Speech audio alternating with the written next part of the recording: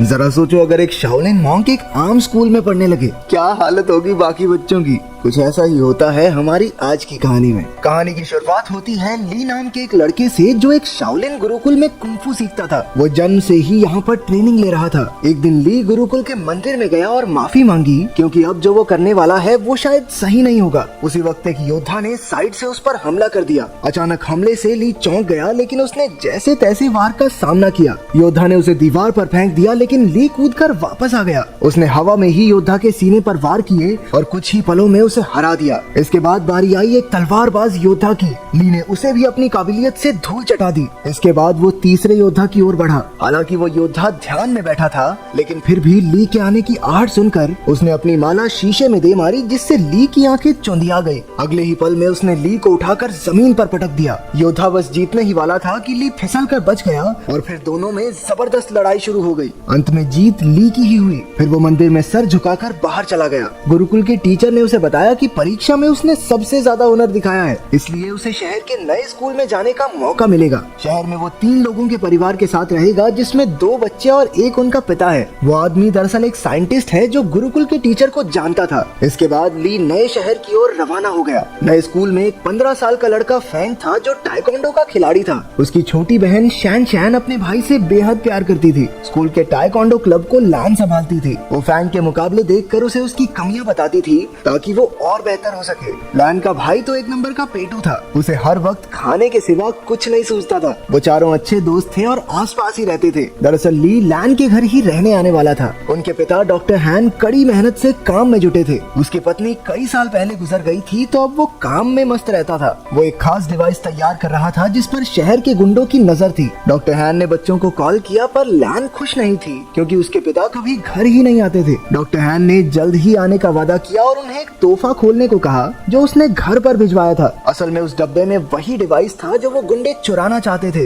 तभी ली ने दरवाजा खटखटाया और लैन उसे अंदर ले आई। वो उसे उसका कमरा दिखाने ले गई और उधर उसके पिता को गुंडों ने बंदी बना लिया। उस गैंग के लीडर लैरी ने डॉक्टर हैन को धमकाकर उससे वो डिवाइस मांगा। डॉक्टर हैन ने कहा कि ऐसा तो कोई डिवाइस है ही नहीं। उसने बताया कि वो तो एआई टेक्नोलॉजी पर काम कर रहा है, जिससे कि उसके बच्चे अपनी माँ की आवाज वाले रोबोट से बात कर सकें। लेकिन लैरी को उस पर विश्वास नहीं हुआ। उसने सीसीटीवी फुटेज से पता लगाया कि वो डिवाइस तो डॉक्टर हैन के घर जा चुका है। फिर लैरी के 2 चेलों ने आगे बढ़कर डिवाइस चुरा कर लाने का जिम्मा ले लिया। स्लॉपी और फिस्ट काफी खुश थे क्योंकि गुंडे बनने के बाद ये उनका पहला मिशन था। उन दोनों ने अजीबोगरीब कपड़ों से भेष बदला और लैन के घर के बाहर जाकर खड़े हो गए। उनमें से एक ने रात को अंदर घुसने का फैसला किया, लेकिन फिर दूसरा कहने लगा कि बच्चों ने स्कूल चले ही जाना है, दिन में चुरा लेंगे भाई, क्या हो गया। घर में ली नए शहर के तौर तरीके सीख रहा था। उसने लैन को टाइकोंडो मैच देखते हुए देखा तो उसे भी ये खेल दिलचस्प लगा। रात को जब वो ध्यान में बैठा तो यू की वीडियो गेम की वजह से उन दोनों में बहस छिड़ गई, लेकिन जल्द ही दोनों मिलकर वीडियो गेम का मजा उठाने लगे। उधर लैन ने अपने कमरे में जब वो तोहफे का डिब्बा खोला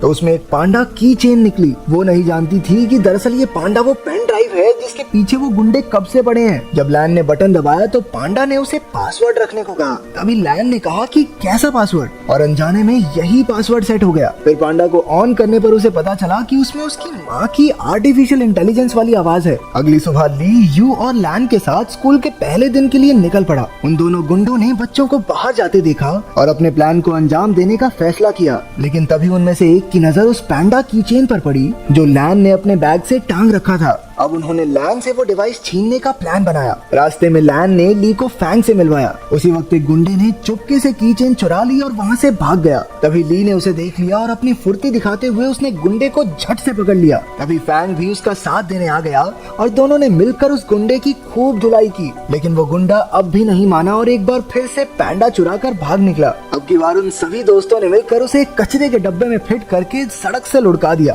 फिर स्कूल में ली की क्लास के बच्चे एक शाओलिन योद्धा को देखकर हैरान रह गए। वो उससे पूछने लगे कि क्या कभी वो शादी कर सकता है। वो उससे उल्टे पुल्टे सवाल पूछने लगे। तुम कभी शादी कर सकते हो क्या? भाई कुंफू करके दिखा दे भाई। हाँ, एक बार दिखा दो। हाँ, एक बार भाई एक बार कुंफू करके दिखा दे भाई, मजा आ जाएगा। आखिरकार टीचर ने उन्हें शांत करके कहा कि ये सब खेलने के पीरियड में करना। खेलने के पीरियड में उनके कोच ने बताया कि अगले महीने उनकी चुस्ती फुर्ती की जांच होगी और जो कोई इसमें पास नहीं होगा वो अगली क्लास में नहीं जा सकता। ये सुनते ही यू की हालत पतली हो गई क्योंकि वो बहुत मोटा था। भगवान जानता है भाई साहब कितनी मुश्किल से चलते थे। फिर कोच ने सबसे 100 मीटर की दौड़ लगवाई। ली ने तो समय से पहले ही 2 चक्कर पूरे कर लिए, जबकि बाकी बच्चे अभी पहले चक्कर में ही थे। इसके बाद उन्हें पुशअप्स करने के लिए कहा गया, जिसमें अपना ली पहले से ही माहिर था। उसने 100 से भी ज्यादा पुशअप्स किए और बाकी बच्चों से तो 2 भी नहीं हुए। बाद में तो उसने एक हाथ से पुशअप्स करने शुरू कर दिए। उसकी काबिलियत देखकर सभी बच्चे कूदने लगे। फिर बारी आई ऊंची छलांग लगाने की। ये तो ली के बाएं हाथ का खेल था। बेचारा यूं तो मुंह के बल नीचे गिर पड़ा। वहाँ डॉक्टर हान की लैब में लैरी ने उन्हें कुर्सी से बांध रखा था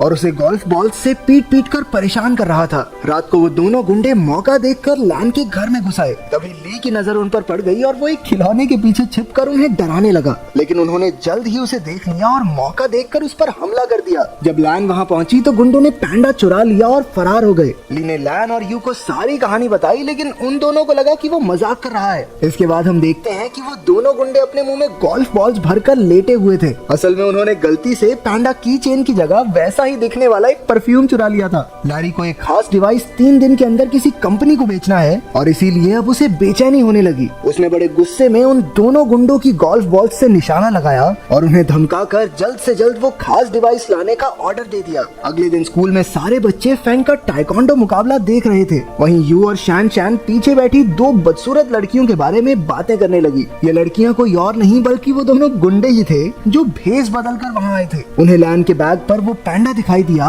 और दोनों उसे चुराने के लिए सही मौके का इंतजार करने लगे। उसी वक्त ली ने फैंग को एक मुकाबले की चुनौती दी। इस मजेदार मुकाबले को देखने के लिए सभी बच्चे भागकर आगे चले गए। अब सही मौका देखकर गुंडों ने बैग से पैंडा चुराने की कोशिश की, लेकिन इस चक्कर में उनके नकली बाल वहीं फंस गए। उधर मुकाबले में फैंग और ली में जबरदस्त टक्कर हो रही थी। दोनों ही एक दूसरे पर भारी पड़ रहे थे। आखिरकार दोनों ने एक दूसरे को ना मारने का फैसला किया और मुकाबला खत्म हुआ। उसी वक्त सबने पीछे मुड़कर उन दोनों गुंडों को पहचान लिया। बच्चों ने मिलकर उन पर हमला बोल दिया, लेकिन इस बार वो एक बच्ची को मारने की धमकी देकर पैंडा डिवाइस लेकर भाग गए। फिर बच्चे मिलकर प्रिंसिपल के पास गए और पुलिस को बुलाकर सारा माजरा समझाया। वहीं ली खुद को इस सब का जिम्मेदार समझ रहा था, क्योंकि अगर उसने फैंग को चुनौती नहीं दी होती तो लैन अपने बैग से दूर ही न जाती। लेकिन बाकी बच्चों ने उसे दिलासा दिया कि ऐसा नहीं सोचना चाहिए। आखिरकार लैरी के हाथ वो डिवाइस लग गया और उसके जरिए उसने कंप्यूटर पर एक प्रोग्राम चलाया, लेकिन उसे इस्तेमाल करने के लिए पासवर्ड की जरूरत थी, ये वो नहीं जानता था। उसने कुछ प्रोग्रामर्स को बुलाकर लॉक खोलने के लिए कहा, लेकिन पूरा दिन बीतने पर भी कुछ हाथ नहीं लगा। अब लैरी के गुस्से की सभी हदें पार हो गई थी। तभी उसने डॉक्टर हैन के फोन पर उसकी बेटी का मैसेज देखा। लैन चाहती थी कि उसके पिता उसके जन्मदिन के लिए कल घर आ जाएं।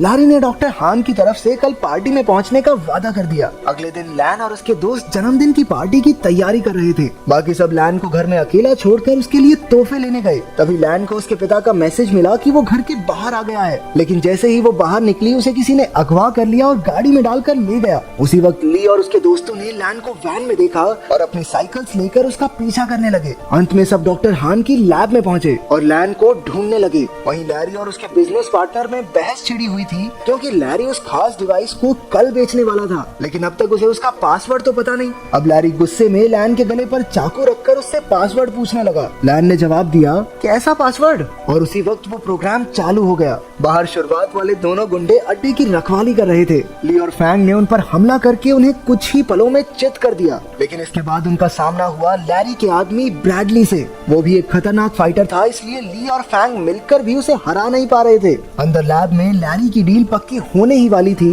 कि उसी वक्त यू ने आकर चुपके से अपनी बहन और पिता को रिहा कर दिया। ली ने भी वहाँ पहुंचकर गुंडों का मुकाबला किया। उसी वक्त लैरी पेन ड्राइव वाला बैग लेकर बाहर की ओर भागा, लेकिन डॉक्टर हान, यू और लैन ने मिलकर उसकी धुलाई कर दी। एक बार फिर से ब्रैडली के साथ मुकाबला करने में फैंग का साथ देने पहुंच गया। आखिरकार वो दोनों मिलकर उसे हराने में कामयाब हो गए। अंत में पुलिस भी वहां पहुंच गई और सारे गुंडों को पकड़ लिया। बाद में ली और यू को उनकी बहादुरी के लिए प्रिंसिपल ने मेडल दिए। अगर वीडियो पसंद आई तो लाइक कर देना, चैनल को सब्सक्राइब कर देना। मिलते हैं अगली वीडियो में।